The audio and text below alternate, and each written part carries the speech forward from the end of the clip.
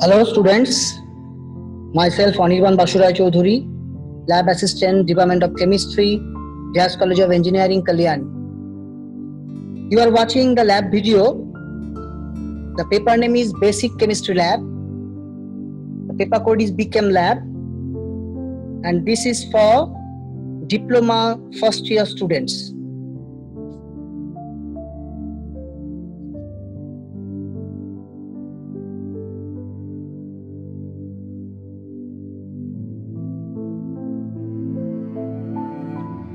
So students, today I am going to discuss about the experiment, that is the acid-base titration, which is a very preliminary experiment in the chemistry. Now the aim of the experiment is determination of the strength of unknown HCl solution by standardized NaOH solution. Now that means we will give you an unknown strength of HCl solution and we will give you a known strength of NaOH solution. That means the strength of the NaOH is known to you. It is given. Now, what is the theory of the experiment? A titration of an acid solution with a standardized solution of a alkali is the determination of amount of acid, which is exactly equivalent to the amount of base present chemically. Now, the point at which this is reached is the equivalence point or theoretical end point. That means whenever that reaction will be take place, and at that particular point when the characteristics are changed, that is called the equivalence point. Okay, and the correct endpoint will be characterized by a definite value of pH of the solution. The change of color of indicator is acidic pH to the alkaline pH takes place within a small interval termed as color change interval of indicator. So we are using the indicator. What is the role of indicator? Indicator will change its color at the end point or the neutralization point. It will change its color. By changing its color, it will show the end point. That is the role of indicator. So in this experiment, acid is used is hydrochloric acid, that is a strong acid, HCl, and the base is also a strong base, NaOH, sodium hydroxide, and the indicator used is phenolphthalein. Here the strength of the NaOH solution is known. That means we will give you a known strength of NaOH. So we can find out the strength of hydrochloric acid solution by using phenolphthalein as the indicator. Okay, so we have to find out the unknown strength of hydrochloric acid or HCl by a known strength of NaOH. Okay, the indicator is phenolphthalein. Now what should be the color change? Whenever we use that indicator, we are taking the acid in the burette and the base, that is NaOH, in the conical flask. So in the conical flask, we are taking NaOH solution. Say 10 ml of NaOH is there, 10 ml we have to prepare it out. Then we have to add the phenolphthalein indicator. Now after adding indicator, the color turns to pink. Okay, and whenever you start the experiment, after that end point, that pink color will be disappear. That means the color changes pink to colorless at that particular point after adding one drop. By that particular drop, whenever you give from the burette drops of HCl, the color pink color is disappeared and colorless color is now colorless. That is the end point. So this is the theoretical part. Another thing, we are the standardized term called standardization. That means this is a secondary standard. NaOH is a secondary standard solution, so it should be standardized by a primary standard solution of oxalic acid. Say it is oxalic acid is the primary standard. So by that oxalic acid, we are determining the strength of NaOH solution. Now it is known strength. That known strength of NaOH is given to you. Okay, so your NaOH is known strength. You know the strength of NaOH. By that you have to find out the unknown strength of HCl. Okay. So this is the theoretical part. Now the next part I will show you how you will do the experiment in the laboratory. So keep watching the video carefully. You can understand it.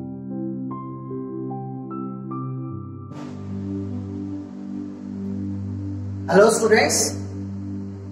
Today I am going to discuss about the experiment called acid-base titration. It's a very simple experiment. Very preliminary experiment about titration So you know in the titration method, what we have to do, we have one strength of one solution like acid or base, and by that known strength we have to find out the unknown strength of the solution by that method. It's called titration. So in the titration we have to take one solution in the burette, another in the conical flask. That means you have to prepare it out the other solution in the conical flask. Then you have to add some indicator. Now depend upon the pH value, we have to use the indicator. If it is strong acid versus strong base titration, then you have to add phenolphthalein indicator. Okay, and the color of phenolphthalein, if we add in the base, the color should be pink, and if we add in the acid, it is colorless. Okay, so in our experiment, we are taking the known strength of or standardized NaOH solution, sodium hydroxide solution. It is the strength of the solution is known. We will give you say 0.1 normal of NaOH solution. Okay, and that should be prepared out in the conical flask. So what are the other acid we are taking unknown strength of HCl, hydrochloric acid, that is also a strong acid. So it is strong acid versus strong base titration. So that acid should be taken in the burette. Okay. So what are the apparatus and reagent are required? The apparatus required is burette, one pipette, 10 ml pipette, because we are pipetting 10 ml pipette. Then one conical flask. In the conical flask, we have to collect or prepare out the NaOH solution, and afterward we have to add the indicator in it. Now the reagent that is unknown HCl solution, unknown strength of HCl, that strength of HCl should be determined by that method, and 0.1 normal of NaOH solution. Okay, that should be prepared out. The wash bottle is required for rinsing purpose, you know, and the indicator is phenolphthalein. Very simple experiment. You just watch the video, you can understand what you should do. So first of all, the burette should be rinsed with the acid solution. So acid is unknown strength of HCl. Now before starting the experiment, I will tell you that all the apparatus in the chemistry lab, all the apparatus before starting any experiment, that should be rinsed properly or washed properly. First of all by tap water, then by distilled water. And in case of burette and pipette, that should be rinsed with the solution also. So we are taking HCl inside the burette, so it should be rinsed with tap water, then by distilled water, then by HCl solution. Afterward, you just drop it into the basin, then you can take HCl inside that burette. And for pipette, it should be rinsed with tap water, distilled water, and for today's experiment, we are pipetting NaOH solution. So by NaOH solution, we have to rinse the pipette also, but not for the conical flask. Only conical flask should be rinsed with the water, tap water and distilled water. So all the apparatuses are rinsed today. Okay, it is rinsed already. Now burette is filled with HCl solution. So after filling the HCl, this HCl is filled, and whenever you pour in the burette, there should not be any air here. You have to watch that, and up to the bottom part, that should be filled. So there should not be any air here. Okay, so it is already filled, and check the reading. Whenever you start the experiment, that time you have to check the reading. Now there is a meniscus, you know, the meniscus is there. So you have to see the lower meniscus for colorless solution. As it is a transparent one, so you have to see the lower meniscus. So whatever reading is there, the lower meniscus should be touched that point. You will consider that is your reading. So before starting, you just check that is your initial reading, and you have to note down in a rough copy. Clear? So you have to clamp it, and you have to keep one white page under the burette, okay, so that you can understand the color change. Now you have to prepare it out NaOH solution in the washed conical flask. Now look how I will prepare it out. So this is the pipette. There is a mark. This is 10 ml pipette. It is written over the pipette. This is the bulb pipette. In the middle there is a bulb. Now there is a mark. Up to that mark, if you take the solution or suck the solution, and if the lower meniscus touch that particular point, it is considered as 10 ml. Okay. So I am start pipetting. You have to pipette gently. Okay, don't hurry.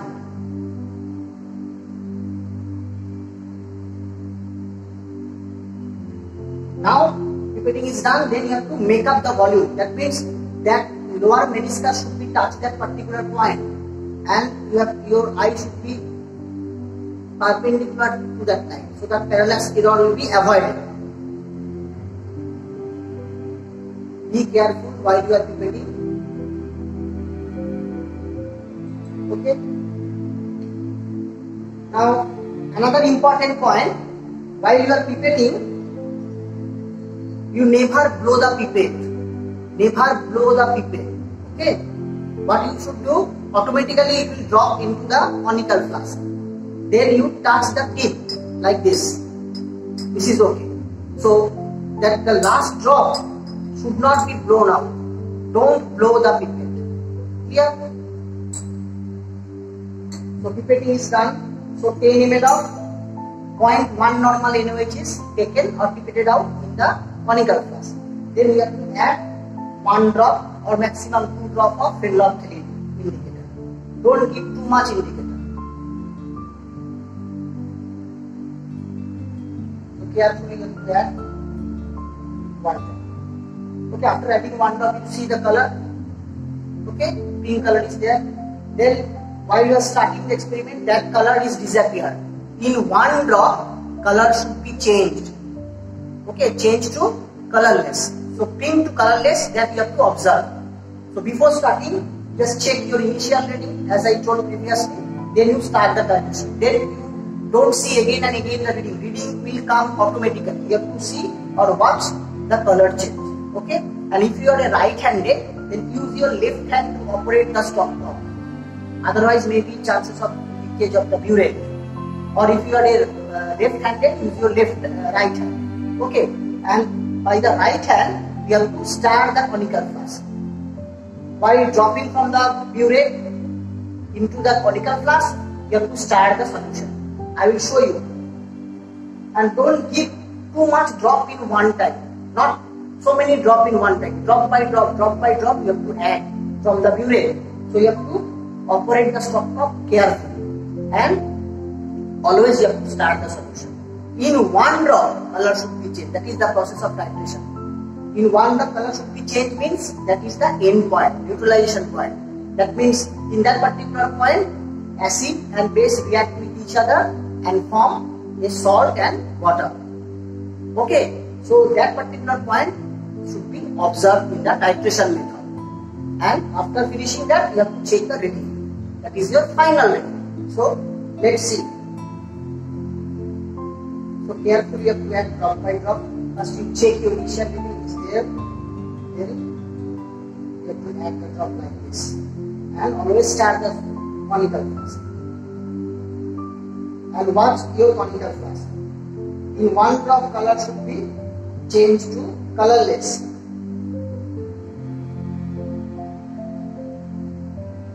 Be careful and be patient. Don't give too many drops in one time.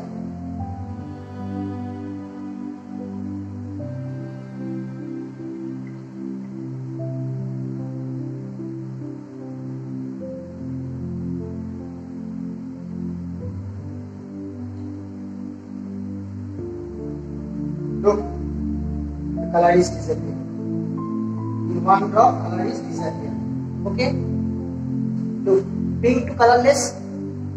Is it very interesting? Isn't it? Okay. Now you check your reading. So it is coming about 9.8 or something. So that is your final reading. So what you should do? Initially, one reading is there, say it is 10. Okay, now it is coming 19.8. So 10 is your initial reading, 19.8 is your final reading. So final minus initial, you will get your consumed volume. That means that much HCl or acid is required to neutralize the base or alkali of NaOH. Okay, so here if you subtract it, it will come 9.8. Okay, this is the consumed volume. So this is the method. So first of all, you have to check the initial reading, and after titration, that means after the color change, in that case it is pink to colorless. One reading is there. After finishing the experiment, you have to note down that reading. So suppose initially it is 10, and after finishing the experiment it will be 19.8. So 19.8 minus 10, final minus initial, you will get 9.8. That is a consumed volume. Understood? Now you have to follow that method, or you have to do that method size. That means 3 observation you have to take. That is number 1 observation. Now same thing. Now what you should do, you just drop that into the basin, the solution, and then you have to wash it with tap water and distilled water, and again you prepare it out as you saw the video. So you have to prepare it out again into the conical flask and do the titration again. Now, what is reading you have taken for first reading, that is the final reading, that should be your second time initial reading. So don't pour the solution again. You can pour it, but not necessary, because this is 50 ml poured. So within 50 ml, if 10 ml or 12 ml is consumed, or 9.8 ml, you already saw 9.8 ml is consumed. So within 50 ml you can do more than 3 observations. So no need to fill the burette with the solution again and again. If the consumed volume is higher, then you can pour the solution again. Okay, so what is the reading is there? You have to take, that is your initial reading for second observation. Or before starting the experiment, you can see what is your reading, and you have to note down in the rough copy. That is your initial reading. Again, do the experiment. That means prepare out the NaOH into the conical flask, wash conical flask obviously, and 1 drop of phenolphthalein color, then it is pink color. Then you start the experiment, it will pink to colorless. Okay, and note down the reading, that is your final. Again, final minus initial, you will get your consumed. So this is all about the titration method, normal acid base titration. This is strong acid versus strong base titration. Now in the next part, the calculation part, that means by the calculation we can find out the unknown strength of HCl, because the strength of the NaOH is known to you. I will told you, we will use that 0.1 normal of NaOH. So by that we are calculating the unknown strength.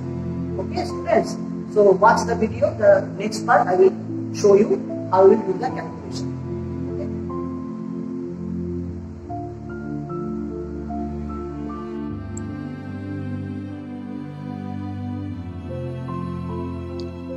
Now student, this is the last part of the experiment, the experimental result and calculation. So first of all, you have to fill up the table after finishing the experiment. Now this is the table. So 1, 2, 3 is the serial number, that is the 3 observation as I told you have to take. Now volume of NaOH is taken, that means you have prepared out 10 ml for all the cases, 10 ml. Next one is burette reading, initial reading and final reading. So initial reading, whatever reading initially says it is 0, and the final reading, suppose it is coming say 9.9 or 9.8, that is the final reading. Then final minus initial, you will get your volume of HCl which is consumed. So say if it is 9.8, so 9.8 minus 0, so 9.8 is the volume of HCl. So by that you have to fill up that table. Now the next one is concordant reading. So consecutive reading which is coming, that is the concordant reading, post appear reading. So you have to put it the concordant reading at the middle part. Now the last column will be fill up after finishing the calculation or doing the calculation. The calculation is very easy. You know the normality equation, V1S1 is equals to V2S2. By that equation we have to find out the unknown strength of HCl. Now where V1 is the volume of NaOH, volume of NaOH solution, that is 10 ml. Okay, now S1 strength of NaOH solution. Now the strength of NaOH solution which is given to you, that is 0.1 normal. 0.1 normal, that is the strength of NaOH. Now V2 is the volume of hydrochloric acid. Volume of hydrochloric acid is coming from that concordant reading value, from the table, that means from the burette reading. So whatever concordant reading you got, say it is 9.8 is coming, suppose. So V2 9.8. That means all the parameters like V1, S1 and V2 is known to you. Now you have to calculate S2. So S2 is equals to V1 S1 by V2. So V1 into S1 divided by V2. If you do that, and if you know all the value, then very easily you can find out the strength of hydrochloric acid. Okay, so this is the very easy calculation. I think all of you have understood that. So after doing the calculation, you just fill up that table also in the middle part, write down the strength of unknown HCl here, and then at the end you just write down the conclusion also. The unknown strength of HCl is this. Okay, so this is all about the practical called acid base titration. So I think student, all of you enjoyed by showing that video, and all of you understood that. So see you in the next class. Thank you.